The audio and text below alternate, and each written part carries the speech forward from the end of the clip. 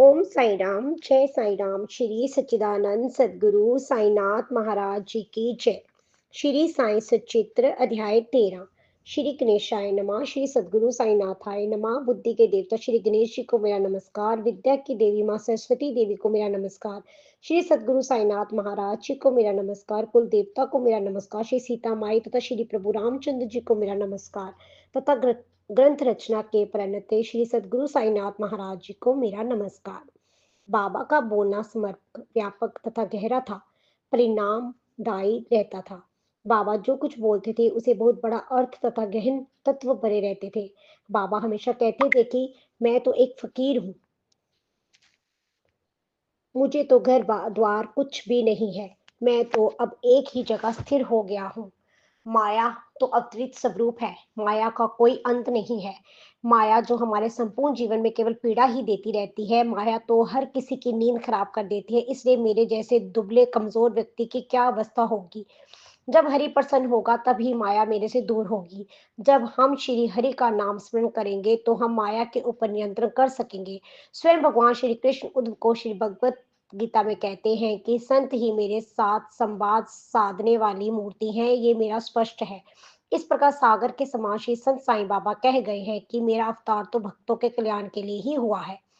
जिस किसी को भी मेरी कृपा से उनके पापों का शालन हुआ है, ऐसा प्रतीत होता है कि वह ही वास्तव में पुण्यवान लोग हैं, जिन्होंने मेरा स्मरण किया तथा वह मेरे भजन करने लगे हैं। जो कोई भी भक्त मेरे या साईं साईं का नाम जपते हैं, वह भक्त अगर 7 समुद्र दूर भी होंगे तो भी मैं उनका कल्याण करूंगा, ये मेरा सत्य वचन है। मेरे इस कथन को आप अपने जीवन में प्रमाण मानो तथा मेरे ऊपर विश्वास रखो। आप लोग मेरी पूजा अर्चना करो और या ना करो, षटोपचार का मेरी षोडशोपचार या अष्टोपचार पूजा करने की भी कोई जरूरत नहीं है। जो मेरी प्रति श्रद्धा भाव रखेगा उसके पीछे मैं नित्य खड़ा रहूंगा। बाबा ने बाबा ने अपने ऐसे कई भक्तों को यह संदेश दिया। अब ग्रंथ लेकर श्री गोविंद रघुनाथ दामोदकर उर्फ हिमांशु कहते हैं कि आप साईं बाबा आप सभी बाबा ने जो कुछ भी कहा है उनके प्रति अपना श्रद्धा भाव रखो, बाबा की शरण जाओ। तब आप ये महसूस करेंगे कि आपके सभी संकट बाबा ने दूर किए हैं। पुणे जिले के जुन्नर तहसील में नारायण नाम का एक गांव है। वहां भीमा जी पाटिल नाम के एक सगृहस्थ रहते थे। वर्ष 1909 से उनको अपने सीने में दर्द होने की बीमारी हो गई थी। आगे इस बीमारी का क्षय रोग में तब्दील हो गई। इस बीमारी को दूर करने के लिए उन्होंने बहुत कुछ जरूरी उपाय तो किए, लेकिन उनके हाथ सफलता ही नहीं लगी। इसलिए अब वे अपना धीरज खो बैठे थे। आखिर उन्होंने ईश्वर का नाम स्मरण किया और प्रार्थना की और कहा कि हे भगवान नारायण, अब तो मैं आपके ही शरण में आया हूँ। आप मेरी पुकार सुनिए तथा मेरे लिए दौड़कर आना और मुझे इस व्याधियों से छुटकारा दीजिए। मैं तो अब भी बहुत दिनों तक जीना चाहता हूँ, अभी मुझे मरना नहीं है। जब आदमी सुख में अपना जीवन व्यतीत करता है तो उसे भगवान की याद आती ही नहीं है, पर ये परम सत्य है। लेकिन जब दुखों की बरसात आती है तो भगवान का ही नाम मुख से आता है। श्री भीमा पाटिल की भी यही स्थिति हो गई थी। उन्होंने बाबा के परम भक्त नाना साहेब चंदोरकर को अपने बीमार के बारे में यथोचित जानकारी पत्र के माध्यम से दी थी। श्री नाना साहेब चंदोरकर ने भी भीमा जी पाटिल को श्री साईं बाबा के बारे में अपने पत्र में लिखकर उनसे कहा कि यदि आप श्री साईं बाबा के चरणों में अपनी शरणागति प्रदान की तो उनकी कृपा से आपकी बीमारी ठीक हो सकती है। आपकी बीमारी अब तो श्री साईनाथ महाराज ही ठीक कर सकेंगे। श्री भीमा जी पाटिल ने श्री श्री चंदोरकर का पत्र पढ़कर तुरंत शिरडी जाने की तैयारी की। वह जैसे ही शिरडी आए तब वे तत्काल बाबा के दर्शन हेतु सीधे मस्जिद की तरफ चले गए। उस समय वहां नाना साहेब तथा श्यामा उपस्थित थे। श्री साईं बाबा ने श्री भीमा जी पाटिल को कहा कि आपके पूर्व जन्म के कुछ बुरे कर्मों के कारण आपको ये रोग हो गया है। इस कारण आपको जीवन में आगे जाने के लिए कुछ कठिनाई का सामना करना पड़ रहा है। बाबा के इस संवाद से वे अत्यंत व्यथित हो गए तथा निराश हो गए तथा बाबा को अपने दुखी स्वर में कहने लगे कि बाबा, ये मेरा अंतिम उपाय समझकर मैं आपके पास आपको मिलने के लिए आया हूँ। इसलिए अभी संकट से केवल आप ही मुझे छुटकारा दे सकते हैं। बाबा ने उसके करुणामयी शब्द संकट सुने तो उनको उसके पर दया आ गई। वह कहने लगे कि अरे अब रुक जा, अब तो तुमने मस्जिद की सीमा लांघी है, इसलिए अब ये मस्जिद माई ही तुम पर दया करेगी। अब तू चिंता करना छोड़ दे, तेरे पूर्व जन्म के जो भोग हैं वह अब समाप्त हो जाएंगे, क्योंकि इस मस्जिद में जो फकीर बैठा है वह बहुत दयालु है। वह फकीर ही तुम्हारी बीमारी का अंत करेगा। जो भीमा जी पाटिल हर 5 मिनट में उल्टी कर रहा था, उस उल्टी का आना अब बंद हो गया था।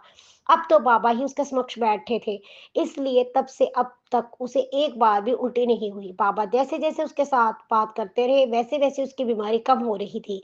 बाबा ने बीमा जी पाटिल को बीमा बाई के घर रहने को कहा। उनको तो बीमा बाई के घर रहना पसंद नहीं था, लेकिन बाबा की आज्ञा थी, इसलिए कुछ भी नहीं कर सकते थे। उनको तो अपनी बीमारी जो ठीक करनी थी। जब वह वहाँ रहने के लिए गए तो उसमें रात को नींद में सपने में दिखने लगे। एक बार वह सपने में स्कूल का विद्यार्थी, उसको शिक्षक ने एक कविता याद करने को कहा, लेकिन उसने जब कविता को याद नहीं किया, तो उस शिक्षक ने उसे पीटा। दूसरे दिन जब उसको सपन दिखा तो उसे सपने में सीने पर किसी एक बहुत बड़ा पत्थर रखकर उसको इधर-उधर घूमने लगा, इसलिए उसको बहुत तकलीफ होने लगी, इसलिए उसे बहुत दर्द हो रहा था। लेकिन उसके दोनों सपनों ने उसके जीवन में बहुत सुख दिया। उसके सपनों के दर्द से बाबा ने उसको रोग मुक्त कर दिया। वह बहुत खुश होकर अपने घर वापस चला गया। उसने बाद में व्यक्ति बाबा को कभी भी भूल नहीं सका। वह बीच-बीच में बाबा को मिलने के लिए आता था तथा बाबा का आशीर्वाद लेकर वापस चला जाता था। महाराष्ट्र में सत्यनारायण कथा हर 15 दिन या हर माह के अंत में करने का प्रचलन है, लेकिन भीमाजी पाटिल ने सत्यनारायण पूजा के एवज में सत्यव्रत पूजा करना शुरुआत की। श्री साईं बाबा का एक बालक गणपत शिंपी नामक का भक्त था। उसको मलेरिया की बीमारी हो गई थी। अपनी बीमारी ठीक करने के लिए उसने अनेक प्रकार के काढ़े लिए, लेकिन उसको कुछ भी राहत नहीं मिल सकी। इसलिए उसने बाबा का सहारा लिया। बाबा ने उसे कहा कि तू अब लक्ष्मी मंदिर के पास जाना, वहां तुझे काले रंग का कुत्ता खड़ा मिलेगा। उस काले कुत्ते को दही पात खिलाना। अब उसके दिल में ये संदेह होने लगा कि यदि वह काला कुत्ता नहीं मिलेगा तो क्या करूंगा। ये आशंका उसके दिल में घर कर रही थी, लेकिन ये शब्द तो बाबा के मुंह से निकले थे। बाबा के मुंह से जो शब्द निकला वह तो किसी के पत्थर की लकीर खींचने जैसा था। वह तुरंत अपने घर वापस आ गया। उसने घर में दही तथा चावल ऐसे ही बनाए मिले। उसने तुरंत ही दही पात एक कटोरे में रखकर उसको मिलाया और वह फिर लक्ष्मी देवी के मंदिर के पास आ गया। वहां उसने देखा कि काला कुत्ता वहां पर अपनी पूंछ हिलाते देखा। उसने तुरंत ही वह दही पात उस कुत्ते को सामने रखा और उस कुत्ते ने वही दही पात खा लिया। उसके दूसरे दिन ही वह बाल शिंपी का मलेरिया की बीमारी तुरंत समाप्त हो गई। श्री बापू साहब बूटी जब शिरडी में रहने आ गए थे, तब उन्हें अत्यधिक सोच के साथ उल्टियां होने लगी थी। उनके पास तो बहुत सारी दवाइयों का स्टॉक था। उसमें से उन्होंने बहुत सारी दवाइयाँ ली थी, लेकिन उनको उससे कोई भी राहत नहीं मिल सकी। सोच अत्यधिक होने के कारण वह बहुत कमज़ोर हो गए थे, इस कारण वह मस्जिद में नहीं जा सके, लेकिन बाबा ने अपने अंतर्मन से बूटी का दुःख दर्द देख लिया था। उसको बाबा ने अपने पास बुलाया। श्री बापू साहब बूटी को बाबा ने अपने सामने बैठाया। कुछ देर बाद बाबा उनको कहने लगे कि अब अपने स्वास्थ्य का ध्यान रखना, कल से तुम्हें सोच उल्टियाँ आना बंद हो जाएँगी। जैसे बाबा ने कहा वैसा ही हो गया। बापू साहब बूटी की दोनों बीमारियाँ ठीक हो गई। कुछ दिन के बाद फिर उसको हैजा हो गया, जिससे उसका गला बार-बार सूख रहा था। उनका प्यास लग रही थी। तब उन्होंने अपनी बीमारी वहाँ के डॉक्टर को दिखाई। उन्होंने भी अपनी ओर से बहुत कुछ इलाज किया, लेकिन उनको कोई भी राहत नहीं मिल रही थी। अपने पेट में कौन-सी चीज़ डालने से आराम होगा, इस बारे में वह सोच रहे थे। लेकिन उन्होंने अपने आखिरी समय में बाबा के पास जाना ही उचित समझा। बाबा ने इस बीमारी के लिए बूटी को कहा कि बादाम, अखरोट, पिस्ते इन तीनों चीज़ों की पीसकर उसका 2 चम्मच पाउडर दूध के साथ मरीज को दो। अब वास्तव में सोचा जाए तो बाबा ने इस बीमारी के लिए जो उपाय कहा था, वह तो सर्वथा इस बीमारी के विरुद्ध होने के बावजूद उन्होंने बाबा के आदेश का पालन किया तथा दूध के साथ बादाम, पिस्ता और अखरोट का पाउडर ले लिया और उनकी बीमारी एकदम ठीक हो गई। आनंदी के स्वामी महाराज को कान की बीमारी हो गई थी, जिसके कारण उन्हें दर्द हो रहा था, जिसके कारण वे रात भर सो नहीं सके। उन्होंने अपने कान की शस्त्रक्रिया भी की थी, लेकिन उनको बिल्कुल आराम नहीं मिल सका। उनका दर्द तो बढ़ता ही जा रहा था। इस कारण आनंदी के श्री स्वामी महाराज श्री साईनाथ महाराज के दर्शन लेने के लिए शिरडी आ गए। बाबा का जो एक भक्त श्यामा था, उसने बाबा को आनंदी के स्वामी के बारे में सविस्तार जानकारी दे दी। बाबा से विनम्रता के साथ कहा कि बाबा, इन पर आप कृपा कीजिए, अपना दर्द सह नहीं पा रहे हैं। तब बाबा ने कहा कि अल्लाह अच्छा करेगा। उसके बाद बाबा से विदा होकर स्वामी पुणे चले गए। कुछ दिन बाद उन्होंने बाबा को शिरडी में पत्र भेजा कि उनके कान का दर्द अब बहुत कम हो गया, लेकिन कान की सूजन कम नहीं हो पा रही। पर कुछ डॉक्टरी उपाय के लिए वह मुंबई को जब अपने कान की शस्त्रक्रिया करने को गए, तब वहां के डॉक्टर ने स्वामी की जांच कहा कि कान अब बिल्कुल ठीक हो गया है, उनको शस्त्रक्रिया करने की आवश्यकता भी नहीं है। बाबा इस प्रकार तोल मोल जैसे शब्द अपने मुंह से निकालते थे और उस शब्दों में बाबा की शक्ति रहती थी। काका महाजनी भी बाबा के एक समर्पित भक्त थे तथा वे बाबा की सेवा में बिल्कुल खंड पड़ने नहीं देते थे। एक बार जब उनको अतिसार की बीमारी हो गई थी, इसलिए उन्हें डर लग रहा था कि कहीं बाबा की सेवा खंडित ना होनी चाहिए, इसलिए उन्होंने एक लोटा पानी मस्जिद के कोने में डाल लगाकर रखा दिया। उन्हें इस बात का डर था कि जब कभी भी उन्हें सोच आ गई तो तुरंत उसकी व्यवस्था तो होनी चाहिए, लेकिन उन्होंने अपनी बीमारी के बारे में कुछ भी नहीं बताया। लेकिन बाबा तो अंतर्यामी थे। मस्जिद में फर्शी बिछाने की अत्यंत आवश्यकता थी, इसलिए बाबा ने फर्शी बिठाने के लिए बाबा ने अपनी अनुमति दे दी। लेकिन जब फर्शी बिठाने का काम शुरू हुआ तो बाबा बहुत गुस्सा हो गए और वह जोर-जोर से चिल्लाने लगे।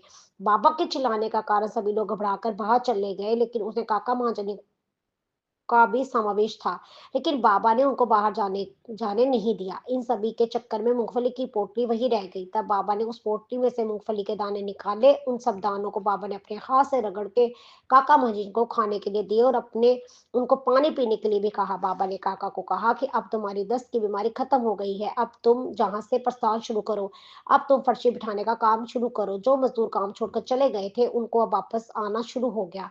अब तो शौच भी बंद हो गई, इसलिए भी इस कार्य को करने के लिए तैयार हो गए थे। मूँगफली के दाने दस्त का जुलाब जैसे रोगों के लिए एकदम विरुद्ध इलाज था। इससे तो बीमारी बढ़ जाती है। चिकित्सीय शास्त्रों में भी दस्त या जुलाब जैसी बीमारियों के लिए मूँगफली का खाना निषिद्ध माना गया है, लेकिन बाबा ने जो कुछ भी कहा उससे तो लाभ होना ही है। बाबा ने जो कुछ कहा उस पर अमल किया गया, इसलिए बीमारी पूर्ण रूप से ठीक हो गई। हरदा के दत्तोपंत को पेट दर्द की बहुत बड़ी बीमारी थी। वह पिछले 14 वर्ष से पेट दर्द की बीमारी से व्यथित थे।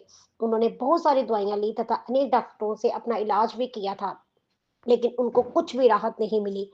आखिर वे हार मानकर बाबा के दर्शन हेतु शिरडी पधारे, क्योंकि बाबा के चमत्कार के बारे में उन्होंने बहुत कुछ सुना था। वह जैसे ही शिरडी में पधारे तब उन्होंने सबसे पहले अपना मस्तक बाबा के चरणों में झुका दिया तथा अत्यंत दुखी होकर बाबा को अपनी व्यथा सुनाई। बाबा ने उनको अपनी नजरों से देखा तथा उनको अपना आशीर्वाद दे दिया और अपने पास ही उदी भी दी। उस उदी को वह दवाइयों के समान हर दिन पानी के साथ पीते थे। ऐसे करते करते उनकी बीमारी 3-4 दिन में ही ठीक हो गई थी। उसके बाद उन्हें कभी भी पेट दर्द की बीमारी हुई ही नहीं। श्री माधवराव देश पांडे भी बाबा के करीबी भक्त थे। उनको भी बीमारी हो गई थी। बीमारी से वे बहुत त्रस्त हो गए थे। उस बीमारी के लिए बाबा ने सोनामुखी का काढ़ा माधवराव को पीने को दिया। उस काढ़े से भी उनके कुछ दिनों में ही बवासीर की बीमारी भी ठीक हो गई। लेकिन फिर 2 वर्ष के बाद माधवराव देशपांडे को यही बीमारी ने ग्रसित किया था।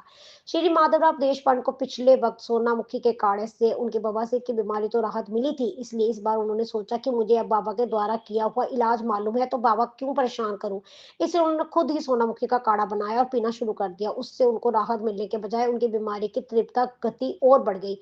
इसलिए फिर बाबा को मिलने के लिए अपनी व्यथा सुनाई। फिर बाबा ने ही उनकी बीमारी ठीक की। काका महाजनी के बारे भाई भी अपने पेट दर्द की बीमारी से ग्रस्त थे। उन्होंने बाबा के बारे में बहुत सुना था, इसलिए उन्होंने अपना अधिक समय गवाए बिना बाबा को मिलने सीधे शिरडी आ गए। उन्होंने बाबा को अपनी बीमारी के बारे में बताया तथा उनसे बीमारी को ठीक करने के लिए बाबा से प्रार्थना की। बाबा ने उसके पेट पर अपना हाथ रख दिया और कहा कि भगवान आपका भला करेगा। बाबा ने जब उनको ऐसा आशीर्वाद दिया तो धीरे-धीरे उनके पेट का दर्द कम हो गया और वे उस बीमारी से पूर्णतः ठीक हो गए। श्री नाना साहेब चंदोरकर नामक एक बाबा के निमित्त भक्त थे। वह भी अपने पेट दर्द की बीमारी से व्यथित थे। उनको भी अनेक डॉक्टरों ने इंजेक्शन तथा बहुत प्रकार की दवाइयाँ दी, लेकिन उनके पेट दर्द की बीमारी ठीक नहीं हो सकी थी।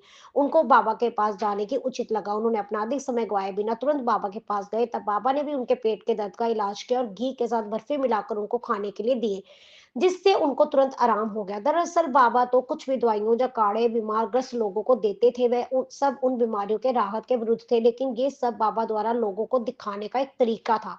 लोग को कि सभी बीमारियां सिर्फ बाबा की कृपा से ही ठीक होती थी। बाबा की आत्मिक शक्ति की ही बीमारियों को ठीक करती थी। श्री साईं चित्र ग्रंथ में बाबा की जो जो कथा लीला वर्णित की गई है, उसको यदि आप श्रद्धा के साथ श्रवण करोगे तो आपको बाबा की व्यापकता समझ में आएगी। इस ग्रंथ के लेखक श्री गोविंद रघुनाथ दामोदकर ने श्री साईं बाबा की कथाओं का विवेचन कर रहे हैं, क्योंकि सब कथा उनके द्वारा रचित है तथा उनके समय भी बाबा ने जो चमत्कार या लीलाएं की थी उसको लेखक ने स्वयं देखा था। लेखक आगे कहते हैं कि श्री साईं चित्र ग्रंथ की जो कथाओं का विश्लेषण मेरे द्वारा रचित है, उन सभी कथाओं का संकल्पने स्वयं श्री साईं संत साईं बाबा द्वारा ही रचित है, जिसे मुझे अनेक द्वारा बाबा ने प्रेरित किया है, जिसे मुझे उनके द्वारा ही बाबा ने प्रेरित किया है। मैं तो केवल एक माध्यम हूँ, ऐसे ग्रंथ लेखक कहते हैं। श्री साईनाथ महाराज ही केवल ऐसे एकमात्र संत है जिनका कृपा से हमारे जीवन का उद्धार हो सकता है तथा हम लोग अपने प्रगति पथ पर जा सकते हैं। हमारे ऊपर कोई भी आपदा, विपत्ति, संकट आता है तो बाबा उन सभी का निवारण करने में सक्षम है। कोई भी कठिन काल आता है तो हम बाबा की कृपा से तथा वय से मुक्त हो सकते हैं। आगे की अध्याय की कथा और प्रेम से रसवृत है। उन कथाओं का आप सब चित्त से ग्रहण करेंगे तब आपको श्री संत साईं बाबा की व्यापकता मालूम होगी।